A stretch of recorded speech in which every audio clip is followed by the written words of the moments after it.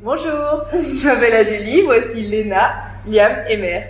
Nous sommes des étudiantes de première année de licence PCMM, physique, chimie, mathématiques et mécanique. Nous faisons cette vidéo dans le cadre du passeport recherche, une option qui se déroule au LIFI, le laboratoire interdisciplinaire de physique. C'est une option qui nous permet de découvrir le milieu de la recherche. Comme nous sommes en première année, notre projet était de réaliser une expérience scientifique et de vous la présenter. Nous avons tous les quatre choisi l'effet Venturi, ce phénomène lié à la conservation d'énergie et à la mécanique des fluides.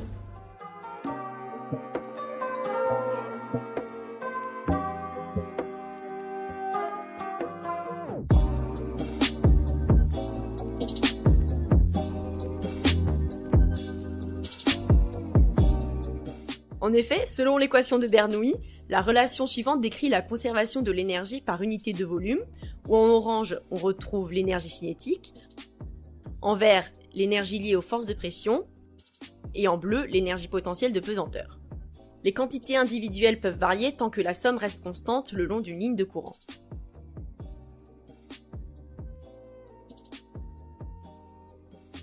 Nous avons fabriqué un dispositif permettant d'observer ce phénomène. Nous l'avons d'abord dessiné dans SolidWorks, puis nous l'avons confié à Patrice, l'ingénieur en charge de l'imprimante 3D du laboratoire. À l'intérieur, la cavité se rétrécit au centre. Le dispositif est relié à une entrée et une sortie d'eau à débit constant, ainsi que deux tuyaux plus fins. L'un est connecté dans la partie la plus large, et l'autre dans la partie plus resserrée. Lorsqu'on réalise l'expérience, on observe une différence de hauteur d'eau dans les tuyaux.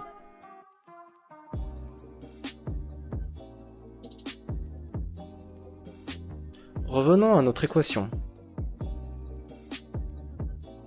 On extrait ZA à ZB correspondant à chacun des points de sortie de notre dispositif. Le tout étant égal à une constante, lorsque la vitesse augmente, la pression diminue. Comme ici, où on fait passer un fluide incompressible dans un tuyau, le débit reste le même sur toute la longueur du tuyau, donc au niveau du rétrécissement, la vitesse augmente, ce qui entraîne une diminution de la pression. Dans un système isolé, on ne crée ni ne perd l'énergie du système, on le convertit. C'est le principe de la conservation d'énergie mécanique. Ainsi, en utilisant ce principe, nous pouvons convertir l'énergie cinétique en l'énergie de pression et inversement. De ce fait, dans notre expérience, on augmente la vitesse pour diminuer la pression. La différence de hauteur de fluide dans les tuyaux vient de la différence de pression entre la partie étroite et la partie large du module. Cette différence de pression s'explique par le fait que, quand la cavité se resserre, le débit doit rester constant, donc la vitesse augmente, menant à une baisse de pression dans la partie fine du module.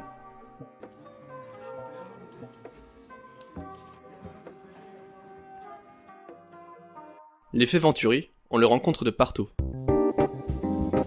Par exemple, lorsque le vent passe entre deux immeubles, cela crée une dépression dans la rue, et on le ressent lorsqu'on se promène dedans. On peut aussi le voir lorsque l'on souffle au-dessus d'une feuille de papier. La feuille se relève. L'effet Venturi, c'est aussi ce qui permet à un avion de voler. Et oui, l'aile d'avion est légèrement courbée sur le dessus, ce qui implique que la trajectoire des particules est plus longue sur cette face que sur le dessous de l'aile.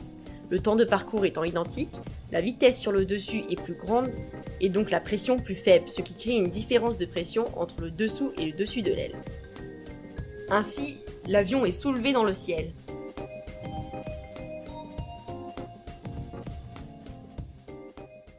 En conclusion, l'effet Venturi, c'est une variation de vitesse qui induit une variation de pression. C'est un phénomène que l'on retrouve naturellement autour de nous, mais qui est aussi très appliqué à l'industrie. Merci d'avoir regardé notre vidéo, on espère qu'elle vous a plu.